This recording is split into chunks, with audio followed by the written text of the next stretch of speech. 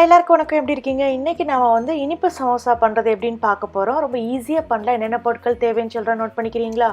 இங்கே நான் 1 கப்புக்கு வீட் ஃப்ளார் எடுத்திருக்கேன். கோதுமை மாவு, சப்பாத்திக்குள்ள மாவு எடுத்துக்கிறேங்க. 1 கப்புக்கு துருவின தேங்காய் எடுத்து வச்சுருக்கேன். அதுக்கப்புறம் வந்து 1 டேபிள் ஸ்பூனுக்கு வந்து பாதாம் பருப்பை இடித்து வச்சுருக்கேன். 1 டேபிள் ஸ்பூனுக்கு முந்திரி பருப்பு இடித்து வச்சுருக்கேன். இங்கே நான் ட்ரைடு ப்ளூபெர்ரி எடுத்திருக்கேன். இதற்கு பதிலாக நீங்கள் வந்து உலர்ந்த திராட்சை எடுத்துக்கலாம், ரேசின்ஸ் எடுத்துக்கலாம். உப்பு நம்ம தேவையான அளவு. அதுக்கப்புறம் இங்கே வந்து நான் கோகனட்டில் வந்து திருவண்ண தேங்காயில் சுகர் சேர்க்கல. உங்களுக்கு வேணும்னா நீங்கள் சுகர் சேர்த்துக்கலாம், இல்லைன்னா அதை சேர்க்க வேண்டாம். ட்ரை ஃப்ரூட்ஸு நல்லா இனிப்பு கொடுக்கும். அப்புறம் தேங்காய் எண்ணெய் 3 டீஸ்பூனுக்கு எடுத்திருக்கேன்.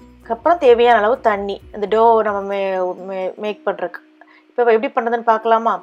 இப்போ நான் வந்து நம்ம கோதுமை மாவில் வந்து கொஞ்சம் உப்பு சேர்த்துக்கிட்டேன். 2 டீஸ்பூனுக்கு தேங்காய் எண்ணெய் ஊற்றி நல்லா இந்த மாதிரி மிக்ஸ் பண்ணி முடிச்சதுக்கு அப்புறம் மிச்சம் இருக்க தேங்காய் எண்ணெயை ஊற்றி இந்த மாதிரி அழகாக டோ மாதிரி பண்ணியாச்சு. இப்போ நம்ம என்ன பண்ண போகிறோம்னா, இதில் வந்து குட்டி குட்டியாக நம்ம பால்ஸ் மேக் பண்ணிடலாம். இந்த மாதிரி பால்ஸ் மேக் பண்ணிட்டு அதில் வந்து நீங்கள் கொஞ்சோண்டு கோதுமை மாவை போட்டு இந்த மாதிரி லைட்டாக உருட்டி விட்டுட்டிங்க அப்படின்னா அது ஒன்றோட ஒன்று ஒட்டாமல் இருக்கும்.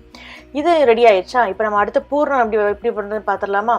இன்னொரு பவுல் எடுத்து அதில் வந்து இந்த ட்ரைட் ஃப்ரூட்ஸு, கேஷ்யூநட்டு, அப்புறம் ஆல்மண்ட், அதுக்கப்புறம் வந்து நம்ம திருவி வச்சுக்க தேங்காய் அதை போட்டு மிக்ஸ் பண்ணிடுங்க. இப்போ ரெண்டுமே ரெடி ஆயிடுச்சு. ஓகே, இப்போ எப்படி பண்ணலான்னு பார்க்கலாமா? இப்போ வந்து சப்பாத்திக்கு உருட்டுற மாதிரியே இதை வந்து கொஞ்சம் நல்லா தின்னாக உருட்டணும். ரொம்ப திக்காக உருட்டிடக்கூடாது. நான் எண்ணெயும் ரொம்ப குடிக்கும், ரொம்ப ஹெவியாக இருக்கும்.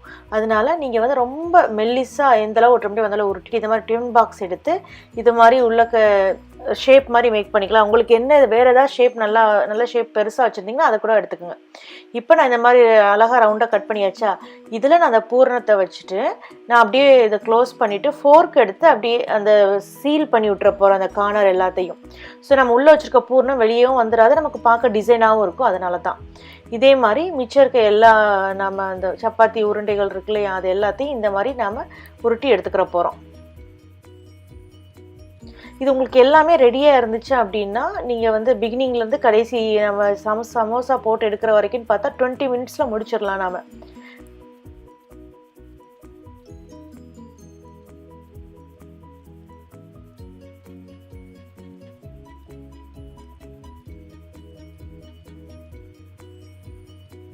நாம் முன்னாடியே சொன்ன மாதிரி நான் இங்கே தேங்காய் பூவில் வந்து சீனி சேர்க்கலை. நீங்கள் இதுக்கு பிறகு சீனி சேர்த்துக்கலாம், இல்லைனா வெல்லம் ஏதாவது இருந்தால் தேங்காய் பூட சேர்த்து இனிப்பு கொடுத்துக்கலாம். இங்கே ட்ரை ஃப்ரூட்ஸே ஓரளவு இனிப்பாக இருக்கனால நான் இங்கே சேர்க்கலை. இப்போ பாருங்கள், எல்லா உருண்டைகளையும் உடுத்தி வச்சாச்சு. இப்போ எண்ணெயையும் சுட வச்சுட்டேன். இப்போ எண்ணெய் நல்லா சுட்டுருச்சு. இப்போ நாம் வந்து இதில் சமோசாக்களை போட்டு எடுக்கிறோம். நல்லா ப்ரௌன் கலராக வரணும், ஃப்ரண்ட்லேயும் சரி பேக்லேயும் சரி. அப்போ தான் நம்ம சமோசா நல்லா இருக்கும், நல்லா சாப்பிட்றதுக்கு.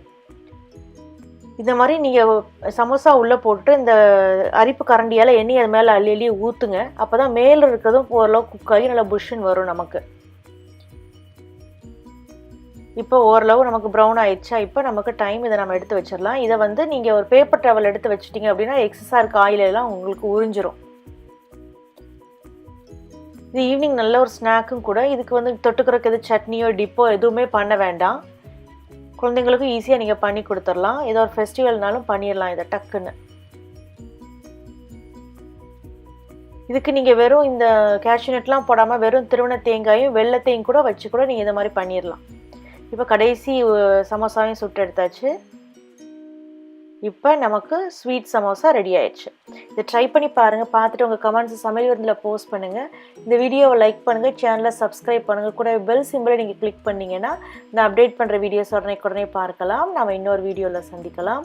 நன்றி, வணக்கம்.